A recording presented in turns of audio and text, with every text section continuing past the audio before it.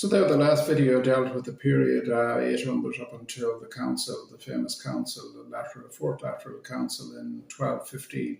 And 10 years later, there's a very important theologian born. His name was Thomas Aquinas. He was born in 1225. He lived until 1274. And today we're going to deal with his impact on the church, and also his understanding of the Eucharist. So this is a very interesting video. Please stay at the end. It's the year 1225. In a small castle in Italy, a boy was born who will grow up to be one of the greatest minds in Christian history. His name is Thomas Aquinas. His life will straddle two worlds, the monastery and the university, prayer and philosophy. And in the heart of his theology beats two questions that will define him. Who is God, and what happens at the altar? Just 10 years before Aquinas' birth, the Fourth Lateran Council had formally declared the doctrine of Transubstantiation. The bread and wine at Mass are changed into the substance of the body and blood of Christ. But what exactly does that mean? The Church had defined what had happened, but said nothing about how it happened. This is the world Thomas Aquinas inherits, a church united in belief, but searching for language precise enough to defend the mystery against both symbolism and crude materialism. Thomas was educated in the new universities where Aristotle's philosophy was very influential among teachers and students. Aristotle spoke of substance, what a thing is in its deepest reality, and accidents, its outward appearance, things like its size, its shape, its colour. A wooden table, for example, can be painted or carved, but it remains a table. Its substance is not changed. Accidents, on the other hand, are a descriptive feature of substance, but are subordinate to it. But Aristotle believed that the material universe existed forever, and therefore every aspect of it was made of different kinds of substances. For him, substance was supreme and could never come into or go out of existence. Ice could turn into water and then into steam. That would be a simple example of this. Thomas Aquinas agreed with Aristotle to a certain point. He accepted much of his thinking in regard to substance and accidents, and the idea of appearances could change while the substance of a thing remained the same, as in the case of a painted table. But Aquinas differed from Aristotle when it came to the Eucharist. As a Christian philosopher, Aquinas did not see substance as the ultimate end in itself. He accepted the Genesis story that God created the universe and all substance came into existence as a result of the Word of God.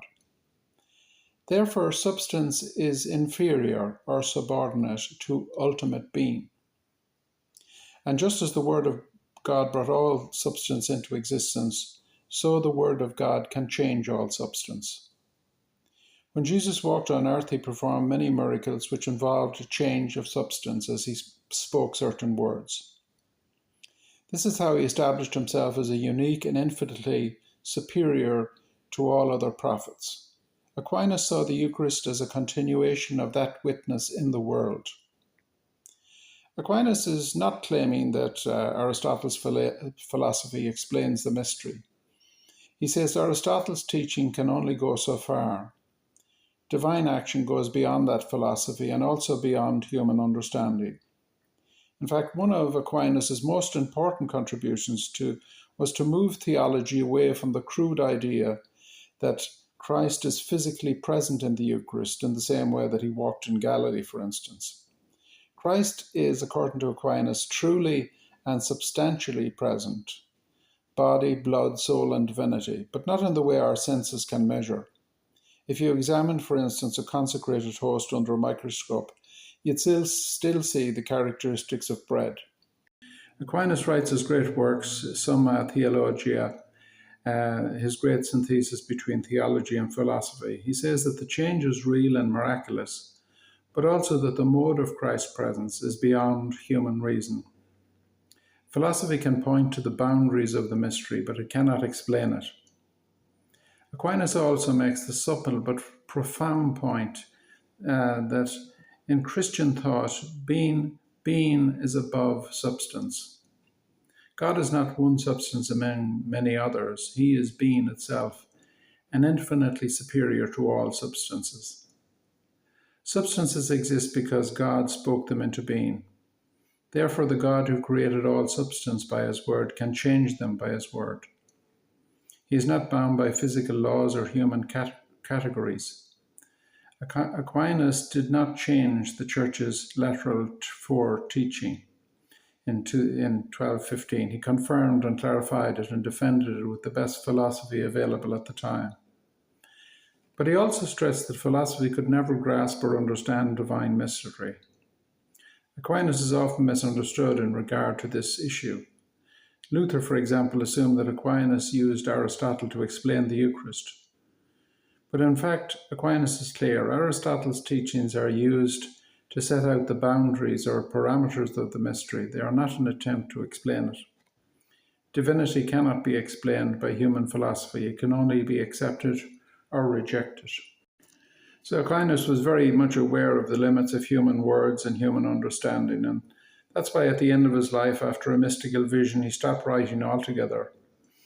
He says, "All I have written is all amounts to straw," he said, not because it was wrong, but because compared to the reality of God, human words are infinitely small. After Aquinas died in 1274, his work spread across Europe. University lectures echoed his language. The Church increasingly used his explanation when teaching about the Eucharist. By the late 13th and 14th centuries, Aquinas was considered a common doctor of the Church. His synthesis of theology and philosophy shaped everything from liturgy to Catholic teaching on many other issues as well. In 1323, he was canonized a saint, and by the 14th century, popes and councils quoted his writings as the most reliable guide articulating Catholic doctrine on many issues, including the Eucharist. That's Aquinas in one line. Faith moves beyond reason, beyond what reason cannot see. By 1400, Aquinas' Eucharistic theology dominated Catholic teaching. But his careful humility is sometimes lost. Later critics like Luther will reject Aristotelism as a cold and overcomplicated, assuming that Aquinas actually thought philosophy could explain this mystery. In reality, Aquinas is closer to Luther than Luther ever realized. Both of them hold to the real presence of the Eucharist, and both insist on trusting Christ's words above human reason. The difference is that Aquinas is willing to use philosophy to show the limitations, whereas Luther prefers to leave philosophy completely out of it and accept the words of Christ. However, they are both great theologians, both read the same Gospels and the same Church Fathers, so it's not surprising that they held similar views in regard to the real presence of Christ in the Eucharist. Modern theologians have used their writings to build bridges between the Lutheran and Catholic communities around the world in recent times. So from his death in 1274, the influence of Aquinas spread across Europe. He took the actual 1215 council decree in regard to the Unionists, and he guarded it from distortion and used the framework of philosophy without ever pretending that philosophy could explain what actually happened. We live in a world today that wants mystery explained, every question answered. Aquinas reminds us, however, that some truths are too deep for human minds. The Eucharist is one of them. So that's it for today. Please subscribe to the channel, and that was a very interesting video, I thought, in relation to it. Showed the roots of atheism in terms of Aristotle's beliefs and Thomas Aquinas, who rejected that and believed that God created the world, and therefore God, who created substance, can change substance, and therefore from that point of view. Thank you for joining. We'll talk about the Reformation and the impact of the Eucharist on the Reformation in the next video in a week's time. So if you'd like to subscribe to see that, please do so.